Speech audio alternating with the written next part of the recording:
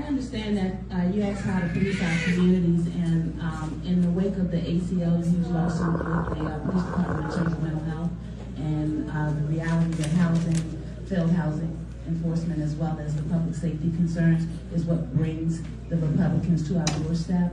I'm concerned at what your approach will be to do something different, because I'm concerned that your standards are not high enough for what we need so we can get out of this. And while I want to support what you're saying, I'm just concerned that you guys think you have the answer and you're throwing numbers around, but our citizens are actually stuck to live with your failures.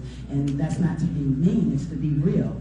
You are in court with a lawsuit that says that you are not to be showing up as mental health advocates from the ACLU. So that should be a strong signal that there's something lacking in your policing understandings that is helping you to respond to our citizens and our community in a way that we can get the kind of results we need.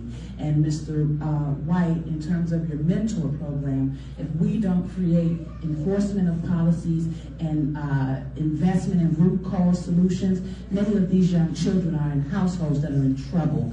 And so I am concerned about your standards when you talk about bringing solutions when we actually find ourselves facing losing our city because of our failures in public safety and our failures in housing.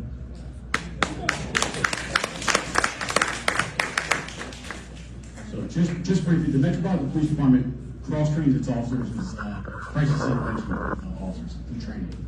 That is training for awareness of folks that are going through mental health crisis. That does not make the Metropolitan Police Department a social worker. It does not make them a therapist. It does not make them a psychologist or a psychiatrist, right? There is a Department of Behavioral Health that we partner with that is the main agency tasked with mental health here in the District of Columbia. You're absolutely right, and there are a host of community organizations that are not fortunate to be in those circles of cliques when the money's passed out. I don't have any control. No, I know you don't, but I'm asking you to take it back to the fold, because you don't have to do it alone. But you do have to let qualified people in, and showing up with a gun on your hip is not going to make you qualified to help someone, because when your solutions run out, you have your gun, and we don't have the luxury of continuing to lose life. So you're going to have to do something different. Yeah. Go ahead, girl. Council member, this is, so I was, I now live here, Ward 7, Ward 8. Grew up here as a child.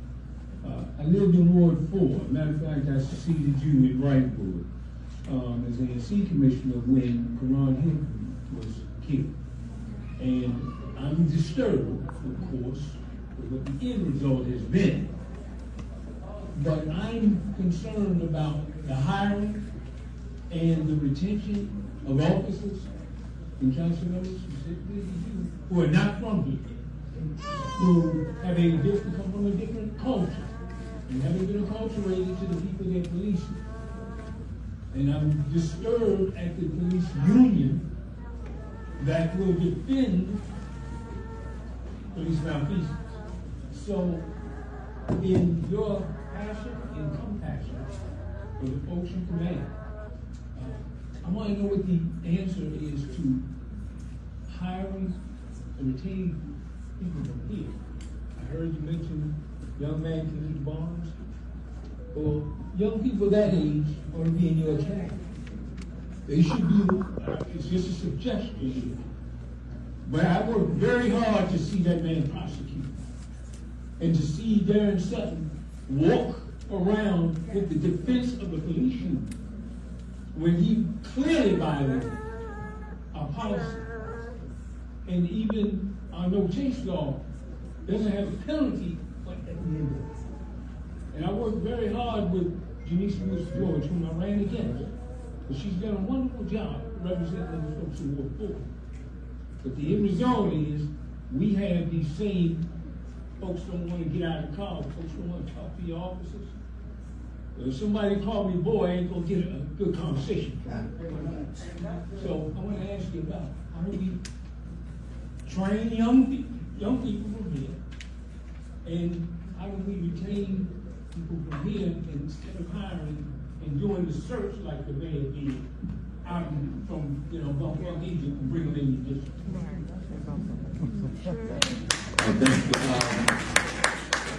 Thank you, Terry, for those comments. Let me respond to part of your question that had to do with the council, and this is an important part.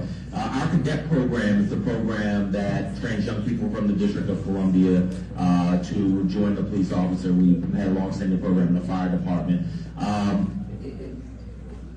The mayor has expanded that program. Mayor Bowser has expanded that program. Can I just see a show of hands of folks who would like to see more young people in that program, more young people from DC into the DC Police Metropolitan Police Department cadet program? All right. All right. Hands down, hands down. Can I see hands of people who do not want to see an expansion of the cadet program? All right. I'm information. I'm always learning when I'm in the community as well.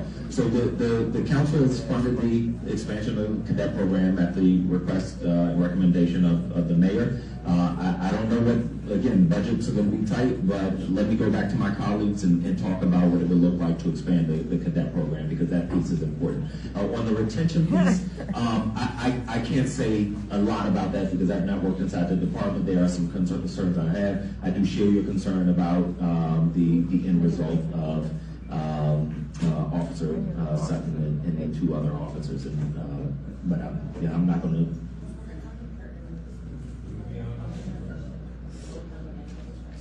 Well, I believe the cadet program is at capacity, so it's not an outreach problem right now. But let me go back and look at what expanded capacity and then getting more people from the city into this program.